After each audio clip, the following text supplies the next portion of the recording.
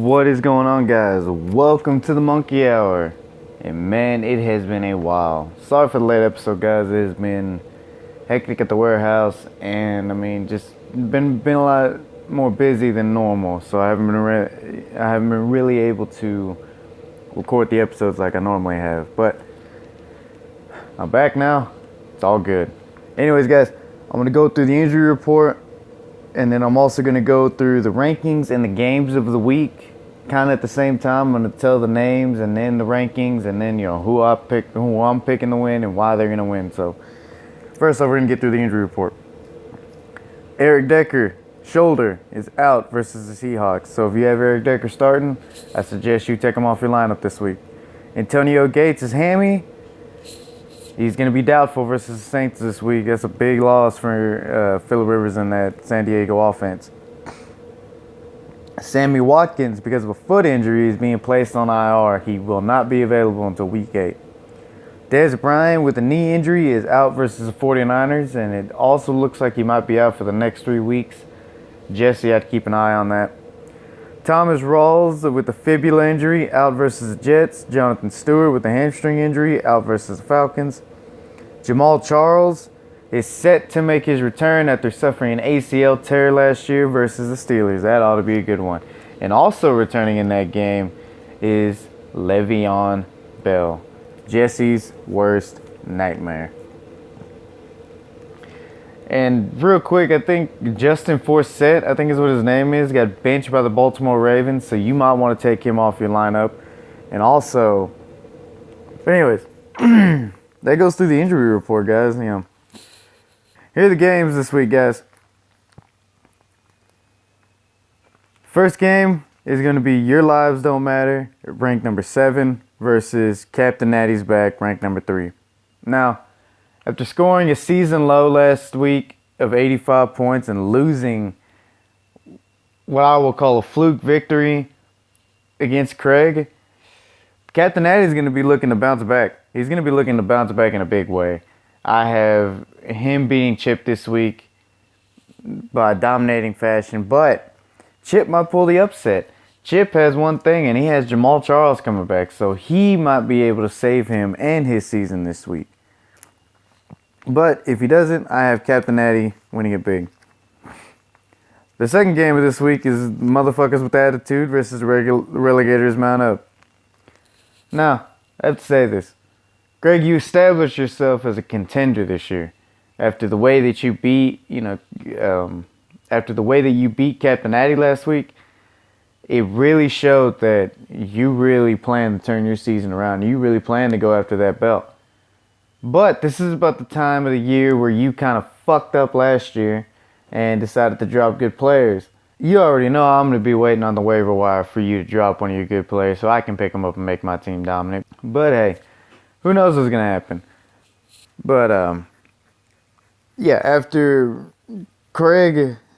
the win from Craig last week, I have him winning again this week against Matt. Matt, you have a good team, but I just don't think you're going to be able to pull it off this week. I don't think you'll score enough points to be able to get the win this week. The third game of the week is S. Miller time, ranked number 5, and Odell Kardashian, ranked number 8. Oh, by the way, guys, Motherfuckers with Attitude is ranked number 1, and Relegators Mounted Up is ranked number 6. My bad. At number 5, we have S. Miller time versus Odell Kardashian at ranked number 8. This game, I'm not going to lie to you, was a hard one for me to pick. The points projected for this game is very close, but even with the points being projected to be very close, I don't know how Ted does it. I don't know how he's able to do it, but every time he's in a close game, he is somehow, in some way, able to pull it off. One of his players on his team ends up going off, and they end up winning the entire game for him. And I think this week will be no different. I think, Ted, your luck is still going to run. I don't know when it's going to run out, but it will eventually. But not this week. I have S. Miller time winning it against Odell Kardashian. And now, here comes the Mr. Irrelevant game, or if you want to call it, the most irrelevant game of the week. Nobody gives a shit about this game except for the two people in it, and that is me versus Fredo. Yeah. Mil Muerte is ranked number 9 versus the Golden Dick, ranked number 10. The only importance that this game has is who's going to be able to get their first win. I feel as though I'll get my first win this week because I don't plan on being 0-4, and none of my players are hurt except for Sammy Watkins, in which I already got rid of the moment I found out he was placed on IR. As far as Fredo's team, he's still trying to figure it out. As far as me, I think even though I've lost my first 3 games this week, I always start off slow every year. I don't know what it is, but hey, as long as I can get the W's, as long as I can make playoffs, I don't really give a fuck. But I'm rambling on about this game because nobody really gives a fuck about it. So I have me beating Fredo. I'm going to pick up my first win this week. Now, the next game that I'm going to talk about is the game of the week. And that is Suck My Bell, ranked at number 4 versus Gordon of the North, ranked number 2. Now, the reason I make this game the game of the week is normally I don't ever make Carlos's games or Jesse's games game of the weeks unless, they're facing somebody really tough. What makes it interesting is that Carlos's main secret weapon has come back. He's off of his suspension. He's going to play against the Chiefs. And the Steelers' as head coach has already made an emphasis that they are going to run that offense through Le'Veon Bell. Jesse, you have struggled against Le'Veon.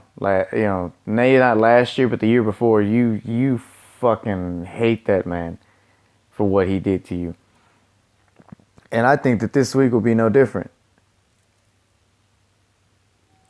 I think that this week will be no different.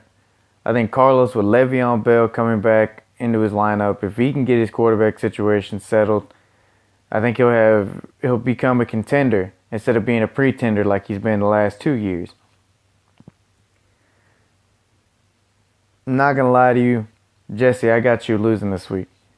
And it's not because I don't like you, it's not because of anything else, it's because Le'Veon Bell has fucked you in the past, and I think with him being suspended and him finally being able to come back, I think he's going to fuck you again.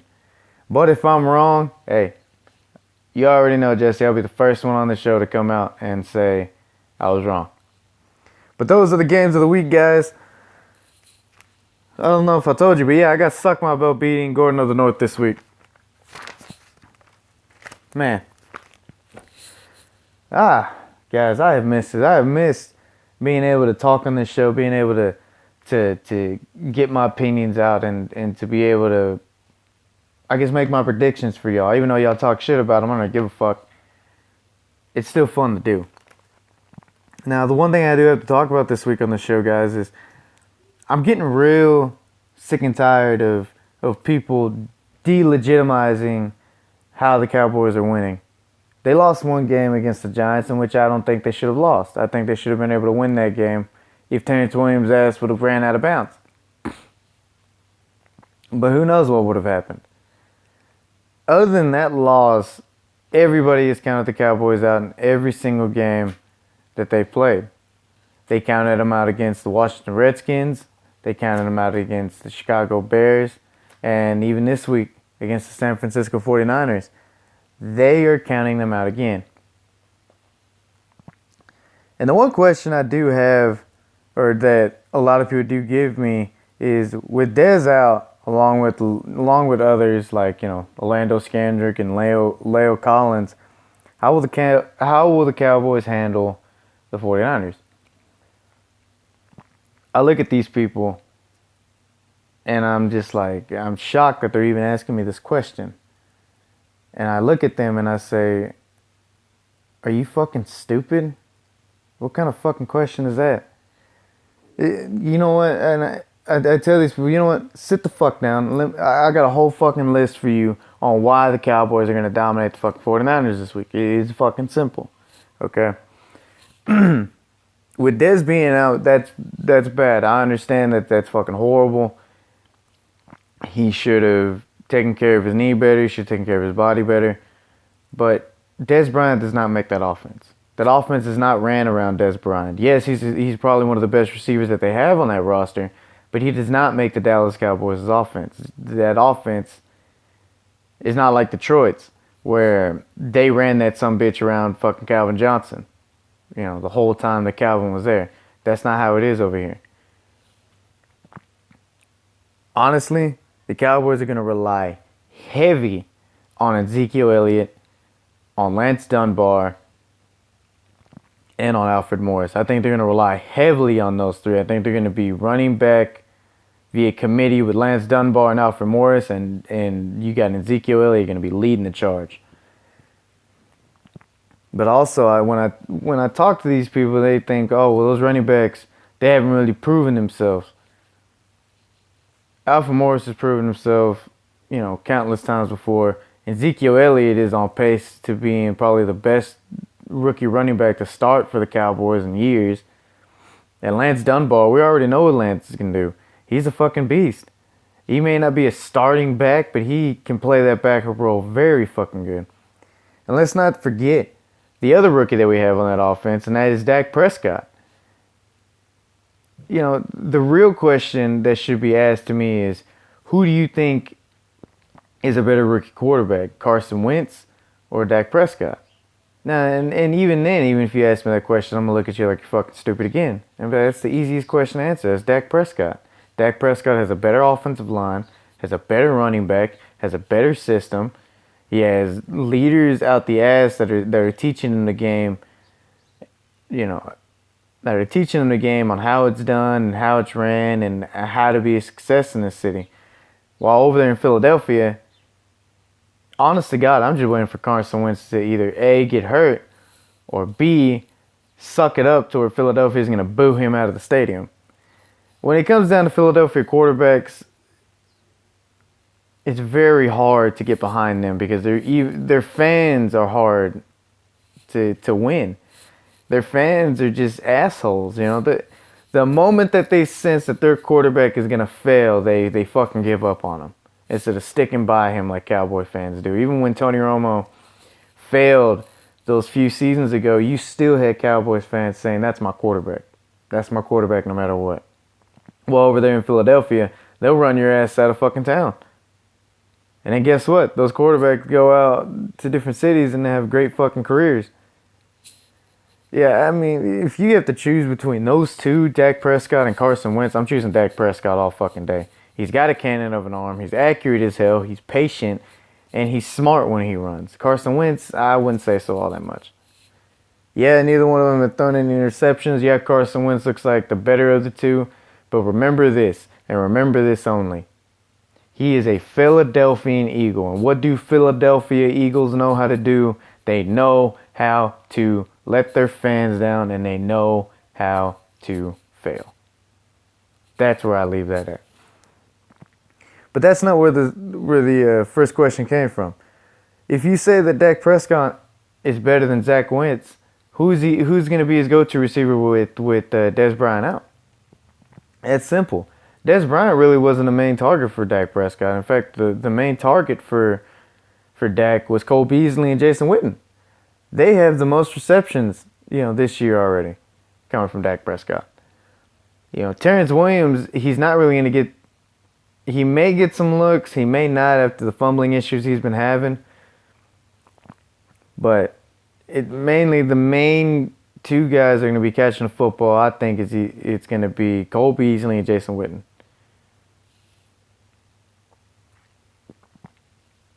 But I can sit here and go on and on about that Cowboys offense and how they're going to dominate this 49ers defense. But what about the 49ers as a whole? What do they look like? And if I really had to be honest about the 49ers, honestly, they're just a bunch of replacement players. If you really had to look at this team, it's just atrocious. You have no leading receiver. You have no leading running back. You have nobody on that defense that is even a dominating factor regardless of who the fuck you are. You have nobody on that team. The coach is... Who the fuck is a coach? Oh, yeah, it's Chip Kelly. I forgot about that. But even then, it's a big... The whole city... Or really not even the whole city. I'm not even going to talk shit about the city. But the whole team, the whole 49ers team is just a big bag of replacements. Ever since they went to that Super Bowl and lost to the Ravens, they have been nothing. Okay, none of the players that they thought were going to be any good became anything after that Super Bowl, okay? They have no quarterback. They have Blaine Gabbert starting as their quarterback, who has no arm power, can barely get the ball out from 15 to 20 yards out, and he gets rattled too easy. I mean, of course they have Colin Kaepernick, but even Colin Kaepernick he had a deep ball, but he had no accuracy throwing that damn thing down the field. And if you want to argue with me about that, we'll go look it up. He has no accuracy with that fucking arm. And he barely can even run and be safe about it. So, their quarterback situation ever since Alex Smith left has been shit. It has been awful since Alex Smith left. Their running backs, I don't even think they can get past 100 yards a fucking game. Carlos Hyde last year could barely do anything. And then I don't even know who the fuck their backup is, but I know he was Mr. Irrelevant because I didn't even hear his name anywhere. Their wide receivers, there's no big name. There's none. There's Torrey Smith, and that's the only name I fucking know on that offense. That's it. There's nobody on that offensive, on that offensive side of the ball that can score that very good. And even if they do score, it's by somebody that we don't even know. So, look, to put it in better perspective,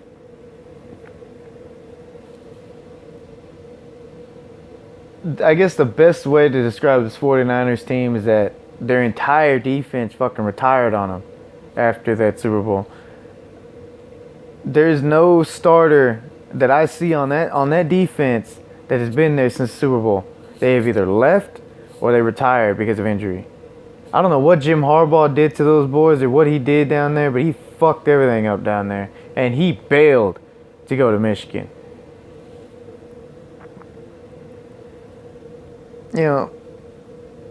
Everyone is picking the 49ers to win it because of the Cowboys' injuries. But I'm just going to be honest with you. I have the Cowboys dominating these 49ers. I have them dominating them bad. I think it'll be done by the first half. I think Ezekiel and Dak will run up and down on these two, and it'll be it. That'll be it. It'll be the Dak and Ezekiel show. That's it. I have it 42-14. I have it 42-14 Cowboys. And I think that they'll score that last touchdown by at least the middle of the third quarter.